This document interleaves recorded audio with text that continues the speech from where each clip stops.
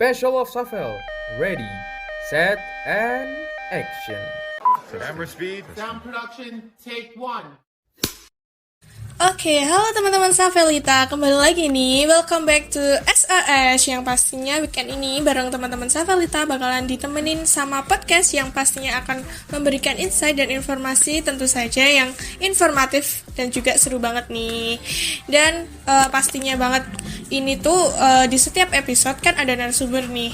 Yang pastinya di episode kali ini ada narasumber yang menarik sekali tentunya. Ayo siapa? Pasti pada kepo kan ya? Oke, kita langsung saja ya sambut gitu Kak Zale. Oke, mungkin langsung aja ya nih Kak. Kita perkenalan dulu nih. Terus habis itu kita basa-basi terkait sebenarnya nama kakak itu siapa sih? Nama panjangnya kakak itu siapa nih? Pasti banyak orang yang pengen tahu juga nih. Terus habis itu kayak kan tema dari SAS kali ini yaitu tuh terkait summer course ya. Oke, summer course. Jadi kayaknya kita langsung aja ya Kak, kita tanya jawab gitu terkait apa sih yang informasi apa aja tuh loh terkait summer course ini biasanya dicari di mana aja gitu. Terus habis itu kayak mungkin ada nih rekomendasi dari dosen ataukah kita harus cari sendiri nih terkait info dari summer course sendiri gitu. Halo, pertama perkenalkan aku Zalena dari Pendidikan Bahasa Jerman UNY angkatan 2019. Jadi kebetulan kemarin aku dapat beasiswa summer course dari DAAD, Deutscher Akademischer Austauschdienst. Itu adalah program beasiswa dari pemerintah Jerman. Dan ketika aku daftar sendiri, jadi nggak ada rekomendasi dari dosen. Dan kebetulan itu memang orang-orang yang mau daftar sendiri itu yang mau yang daftar. Jadi nggak ada kayak kamu ikut ini gitu. Mungkin dosennya cuma ngasih info ke semua siswa, cuma ya tinggal siapa aja yang mau daftar. Berarti atas kemauan sendiri nih ya, berarti. Ya. Kita juga harus cari info-info sendiri berarti nih Kak. Jadi kita harus ngaji. Oke, mungkin ada rekomendasi gitu loh di info mana gitu kita bisa nyarinya terkait summer course ini. Pertama-tama, jadi kan ada akun Instagram dari DAAD nih. Yeah. IG-nya DAAD_Indonesia. Kalau enggak ada, kalian cari aja HSK DAAD. Jadi HSK itu singkatan dari Hochschulsommerkurs, yang mana itu summer course dalam bahasa Inggris. Jadi nanti kalau kamu mau cari programnya itu nanti langsung ada web dari DAAD, terus nanti di webnya ada penjelasan itu dalam bahasa Inggris atau dalam bahasa Jerman. Jadi kalau misal kamu belum bisa bahasa Jerman banget atau mungkin belum bisa bahasa Jerman, bisalah option yang webnya pakai bahasa Inggris.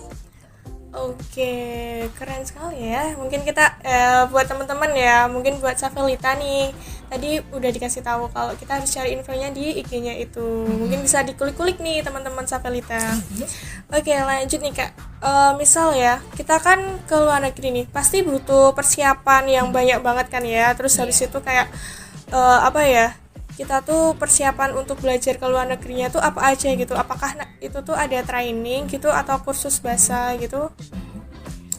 Kebetulan program aku emang udah kursus bahasanya, jadi nggak ada training lagi sebelum aku berangkat.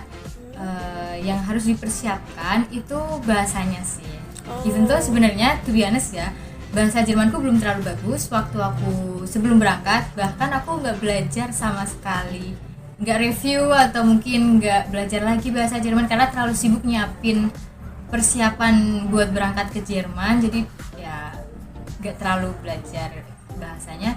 Tapi English is a must pertama-tama karena emang penting banget. Walaupun ya bahasa Jermanku pas-pasan, tapi kebantu dengan bahasa Inggris. Bisalah, lumayan bisa bahasa Inggris. Tapi temanku nih ada nih dia yang nggak terlalu bisa bahasa Inggris dan bahasa Jermannya juga so-so. Jadi dia agak kesusahan kalau explain in both languages, di Jerman atau bahasa Inggrisnya. Jadi ya itu pertama bahasa, dan yang kedua is mental Wow. Ya harus benar-benar kuat mental karena emang pas nyiapin itu sebenarnya udah tired sendiri. Ya. Jadi pas nyiapin gunung, untuk cari apartemen tempat tinggal itu benar-benar susah banget carinya. Jadi kalau misal kamu nggak dapet kan mungkin kamu bakal desperate atau bingung ya? Iya bingung dan hampir nyerah.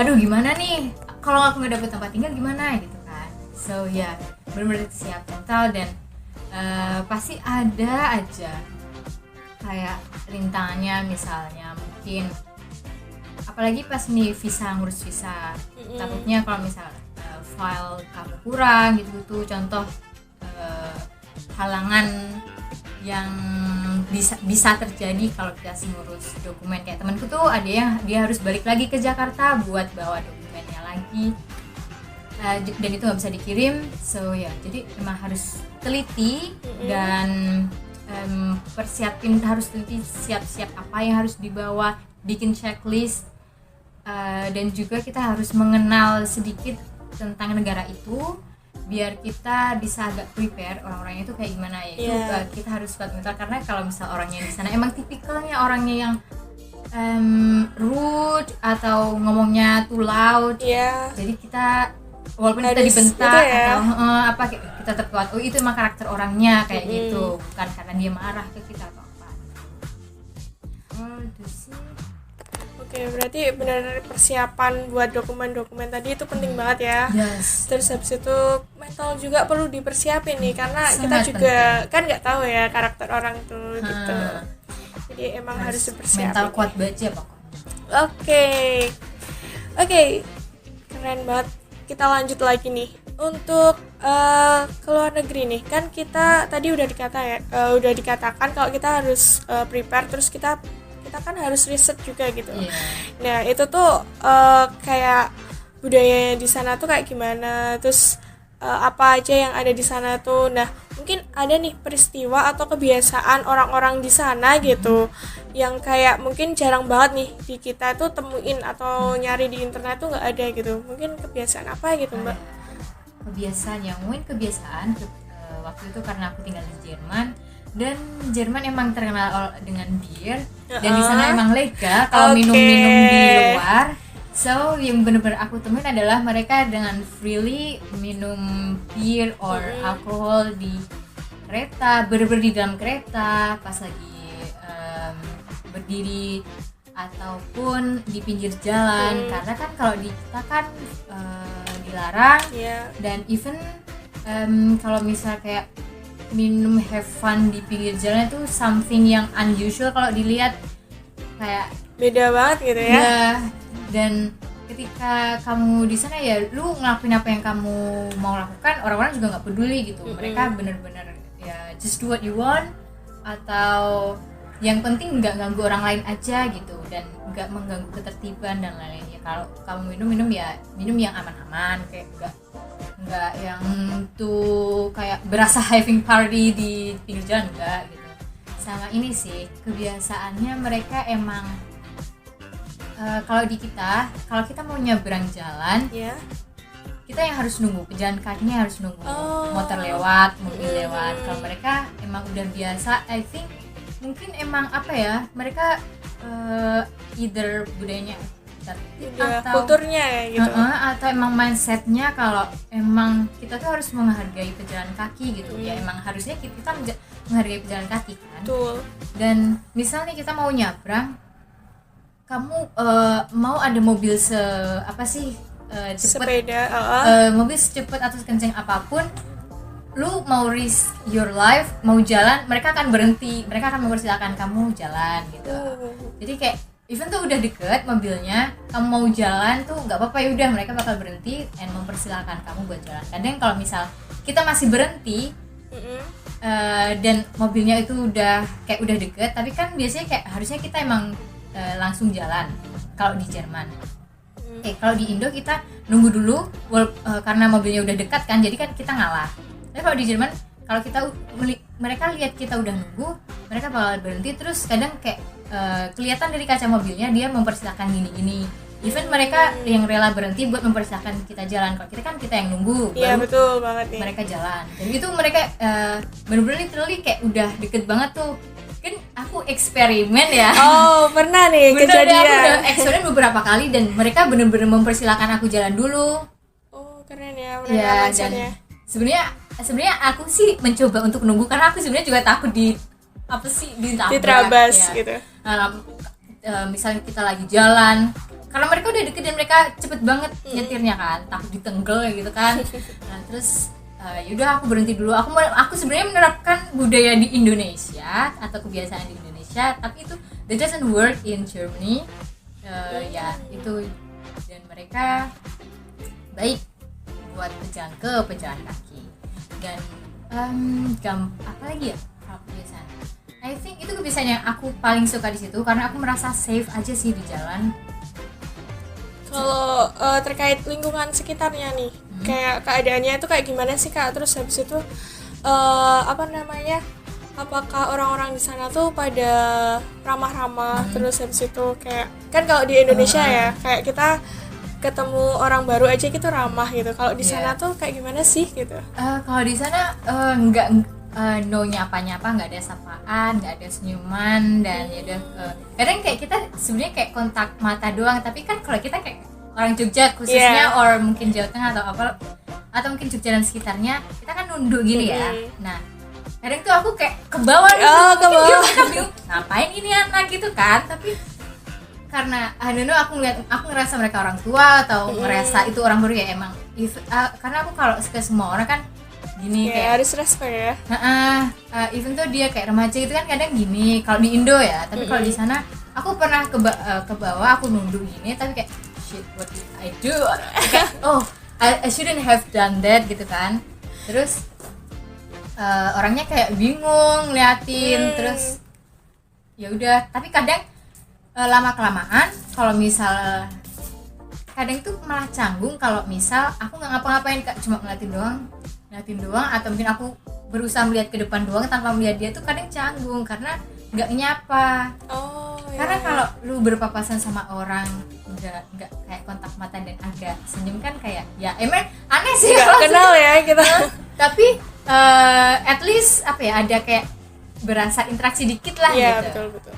Tapi pernah nih ada orang tua, I don't know dia orang yang kategorinya sane atau enggak. Dia tuh tiba-tiba bilang servus gitu. Dan itu suaranya keras di depanku. Itu artinya kayak halo gitu. Iya. Terus aku kayak diem aja sih, karena kelihatannya kayak either dia emang mabuk atau aku nggak tahu.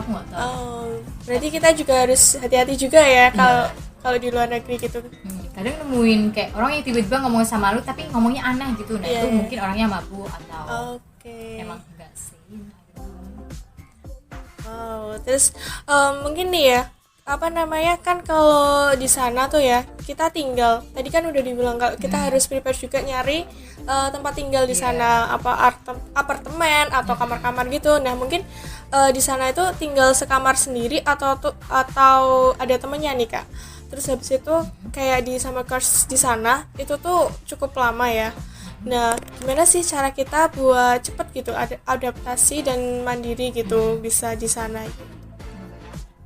Kebetulan aku pas di sana tinggal di Wisma, kalau kita nyebutnya Wisma Student ya. Iya, Wisma ya sebelah gitu ya. Kalau misal kampus sebelah kan ada nih Wisma Tut gitu kan. Nah itu ya kayak semacam student apartemennya sana, dan itu kategorinya lebih murah daripada kayak nyari kosan di sekitar situ. Ya ada yang lebih mahal, ada yang lebih murah sih. Cuma itu lebih murah karena aku tinggalnya bareng-bareng. Itu kebetulan dormnya itu 6 orang satu kamar. Emang luas sih, dan bednya yang ini tingkat gitu loh. Iya. Satu bed atas bawah. Ya itu ada 3. Jadinya 4. Oh iya, itu muat buat 4 orang. Cuma diisi tingkat cuma diisi 6 orang karena orang-orangnya udah pada ini pulang, ada yang karena kan kursnya ada yang Juli sama Agustus. Kebetulan aku yang Agustus, yang Juli ini sisa. Juli ini awalnya ada orangnya tapi kayak terus di awal Agustus mereka udah pulang jadi kayak sisa. Termasuk. Berarti apa namanya, dari kamar tadi tuh di anggota ini berisi dari 6 orang itu ya. Berarti summer course ini sebenarnya tuh berapa bulan sih Kak? 1 bulan aja sih sebenarnya. Bisa dibilang agak cepet, tapi juga agak lama gitu juga. Ya. Persiapannya yang kayak lama banget gitu, terasa banget sih. gitu. Oke, tadi yang pertanyaannya tentang ini ya, biar bisa adaptasi cepat. Oh iya, adaptasi. Sebenarnya ini sih, begitu kamu ketemu orang, kalau pengalamanku pribadi, aku langsung make friends biar who knows nanti kita bakal saling tolong menolong, atau mungkin dia emang teman sekelasku, atau mungkin dia emang orangnya fun buat diajak hangout. Jadi aku begitu ketemu orang di sekitar dorm itu, aku langsung say hi atau kenalan, dan itu benar-benar work. Ketika kebetulan aku ketemu kayak 3 orang nih, aku sapa mereka, terus ternyata mereka itu kayak cuma kelas sebelah, jadi kayak mereka kadang ngajakin hangout yuk gitu. Jadi kayak kita langsung dapet temen, dan kalau misalnya mereka butuh apa ngajakin kita, atau kita butuh apa ngajakin mereka. Jadi kayak, dan kebetulan mereka temen dari beda kelas, so it's fun or it's good kalau misal kamu punya temen dari beda kelas at least. Jadi nggak temen lu, I mean you hangoutnya nggak cuma sama teman-teman sekelas doang gitu. Jadi emang harus berani sih. Pertama adalah berani ngomong, itu emang sangat penting. Soalnya I can say di dormku itu kan ada 2 kamar cewek, dan aku bukannya ini fact aja ya, ada orang yang ngomong ke aku, kamu kayaknya famous ya gitu. Semua orang kenal kamu gitu. So kayak I'm not sure, cuma emang sih aku kayak mungkin karena aku TP-TP aja, karena aku pede aja orangnya gitu. Emang pertama harus pede sih, biar friendly gitu ya. Ya friendly dan berani ngomong, berani ngajakin kenalan gitu. That's really important, karena who knows they will be your best friend, or mungkin nanti begitu udah kenal kita satu fandom, atau mungkin kita satu religion or one belief, who knows gitu kan. Oke. Berarti kita emang perlu banget ya gitu, kayak sapa-sapaan gitu buat teman-teman yang sana, biar kita juga kayak kalau sesuatu hal gitu kita bisa minta tolong gitu, dan sebaliknya pun gitu. Karena kan juga mungkin kita nggak tahu ya karakter orang dari berbagai negara tuh, mungkin mereka lebih kayak individualis atau nggak terlalu ramah kayak orang Indo. So just try your best buat menjadi orang ramah. Dan kebetulan peserta kursusnya kan dari berbagai negara, nggak ada orang Jermannya, I mean cuma gurunya sih. Jadi ya mungkin kita juga belum tahu karakter orang-orang dari negara ini gimana, tapi ya coba aja lah to be friendly at least. Oke. Wow, nggak kerasa ya nih Kak, panjang banget nih. It's been so long. Oke, mungkin sekali lagi nih aku mau nanyain terkait mungkin Kakak bisa nih sharing-sharing terkait motivasi atau tips gitu buat teman-teman Savelita yang di luar sana gitu.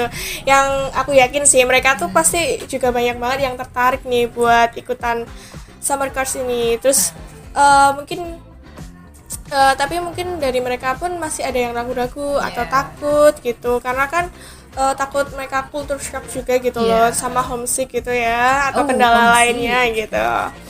Mungkin bisa disampaikan gitu terkait motivasi dan tipsnya. Kalau motivasi, pertama kamu harus yakin buat mau belajar, disiapkan dari sekarang. Sebenarnya chance buat summer course itu banyak, nggak cuma ke Jerman.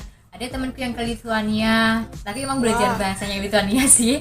Itu terserah kamu mau cari. Ada yang sebenarnya ada summer course di Spain juga, di Spanyol.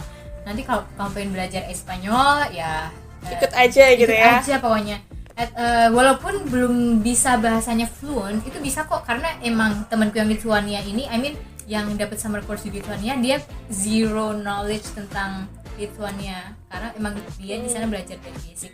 at least perbaiki dulu bahasa Inggrismu, itu yang sangat utama. Karena emang mungkin ya beberapa dari kita nggak pede karena kita nggak bisa bahasa Inggris, tapi emang perbaiki aja dari sekarang, improve or just learn, atau pede aja. Kalau misalnya nggak bisa ya udah pede aja, siapa tahu itu rezekimu.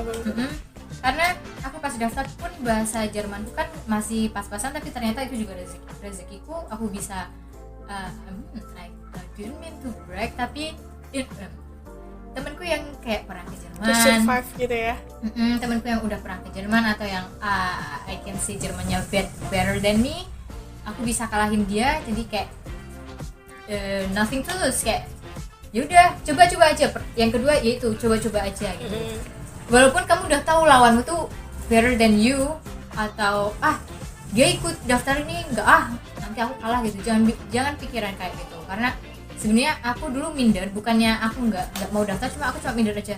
Mungkin takut sih sebenarnya, cuma yaudahlah nggak apa-apa, coba aja mumpung gratis daftarnya, atau mungkin maybe it will be my luck gitu. Terus the next thing is berani mencoba, dan berani speak out, kayak karena berani act out sih lebih tepatnya maksudku, kayak langsung bertindak aja. Kalau mau daftar enggak gitu, nggak usah kayak bingung buat karena emang benefitnya banyak banget. Itu kau bakal broaden your knowledge, broaden your networking juga, dan juga benar-benar kebuka banget gitu loh begitu kamu mau mengenal dunia luar, I mean dunia baru. So just leave your comfort zone. Kalau ngomongin tentang homesick, you will be homesick one day karena kamu gak bakal selamanya well. If you choose to stay at your own hometown, well that's okay, but try it. Pasti awal-awalnya homesick mungkin ya buat beberapa orang, but you will face it karena hal-hal baru, hal-hal menyenangkan bakal datang di kamu, dan itu akan mengisi kekosongan dari homesick itu, and you will be happy or you will feel not homesick anymore. So yeah. Oke, sekali lagi terima kasih kepada Kak Zale yang telah berkenan menjadi salah satu narasumber dalam podcast Safel kali ini. Dan buat teman-teman Safelita juga, jangan lupa ya untuk selalu dukung podcast Safel SOS dari Safel ini. Yang untuk teman-teman Safelita, jangan lupa ya untuk selalu dukung podcast Safel ini dengan cara like, comment, and subscribe YouTube ini. Oke, see you.